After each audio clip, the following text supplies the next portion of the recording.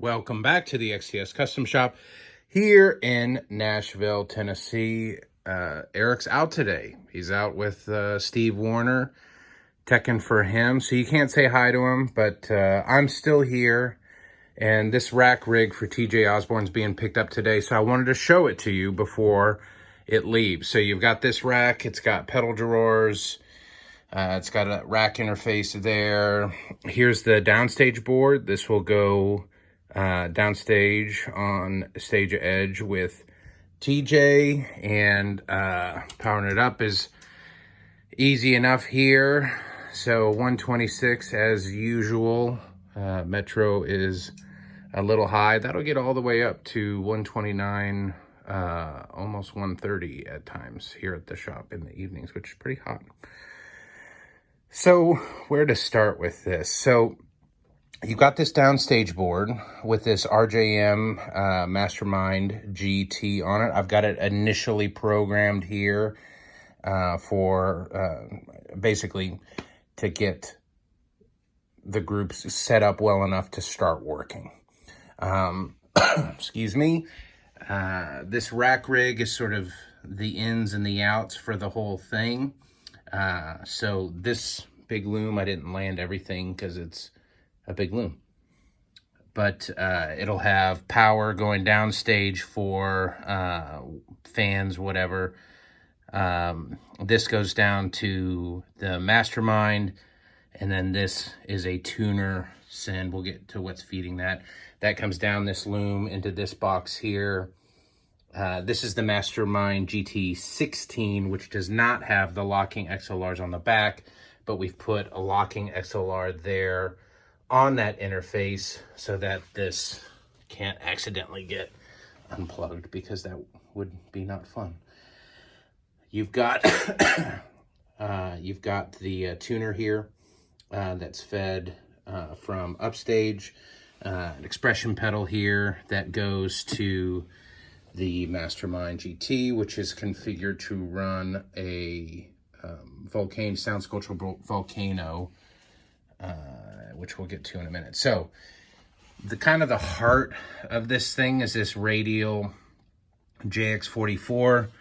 You can pick inputs here. This balanced in here runs up to input 1.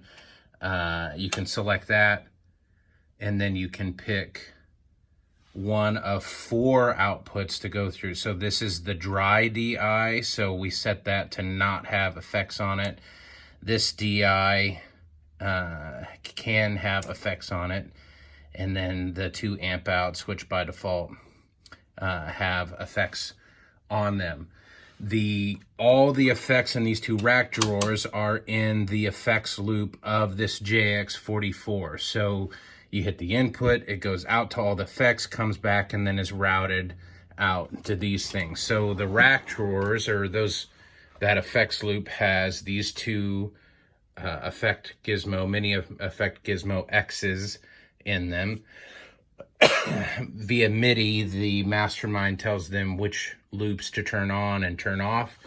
And so here you have in this drawer comp, JHS Twin 12, Micropaw Gain Changer, OG Clon, and an EP booster.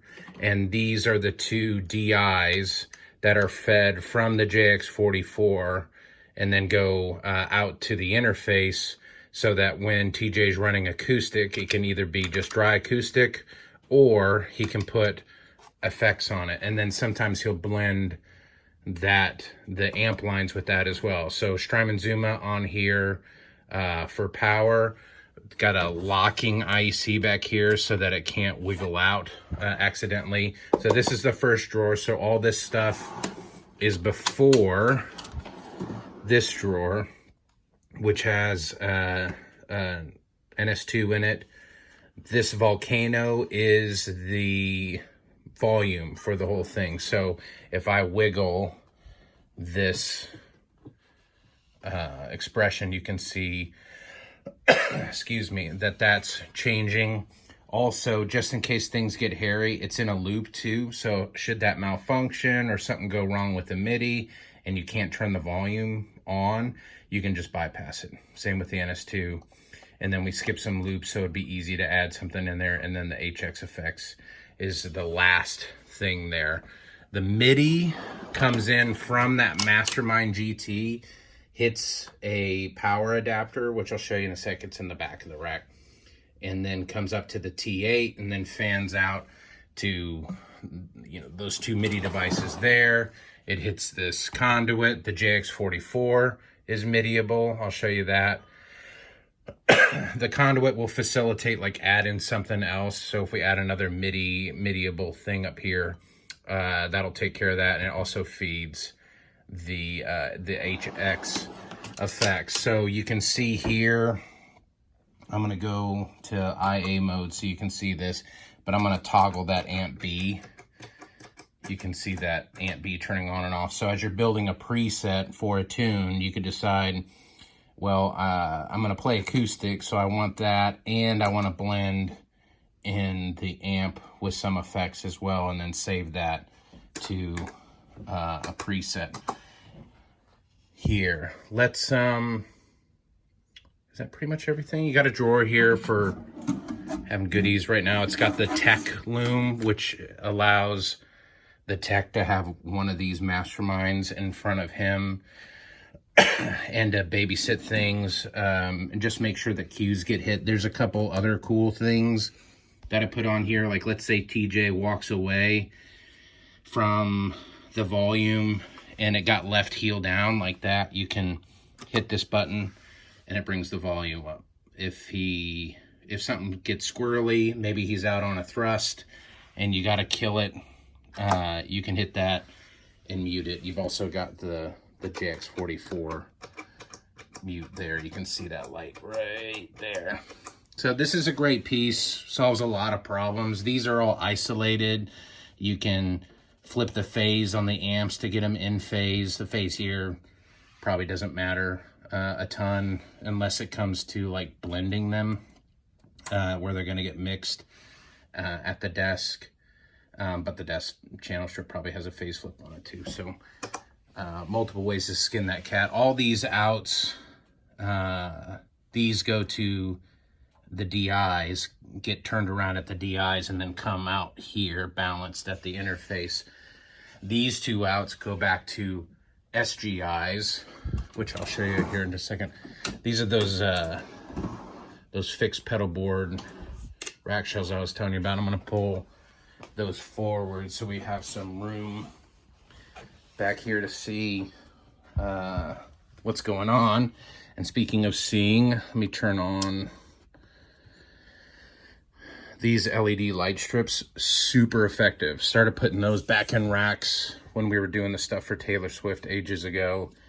It's just amazing what kind of difference it makes. I'm going to show that forward so we can see. So there's the back of the rack interface and the T8. You can see where that stuff kind of is. This is the power adapter, which is making it so that the T8 is going to work super reliably. It's powered from the MIDI line, and sometimes depending on the shielding setup on the Mastermind GT, that may or may not work. These are the two supplies for the Mastermind GTs. This is the down, actually that'll wind up being the tech one most often, and this will be the downstage one. These are where the two amp outs from the JX44 go. They have set carts with the receiving parts of these already on them. So the JX44s send to this, the output of this goes to the front of that panel. So there you go. That's pretty much it. These drawers tuck back here. You can see Eric's kind of got things trained so that they're not getting pinched or anything like that. And just a really good and interesting setup. So not only, you know, does it do regular old acoustic, but, you know, uber acoustic with effects and all that stuff on it. So great setup. You got some extra room here. You could add a radio. You could add a whole nother drawer of pedals if you wanted to. There's really no reason why you couldn't. should you so desire. Lots of flexibility with the MIDI stuff and the Zuma supplies, and I don't think they'll get pinched too bad should they need and or want to expand. So it's a great setup. Thought you guys would enjoy seeing it. So there you have it. If you need something like this or something completely different, just let us know. We'll talk to you then. Later.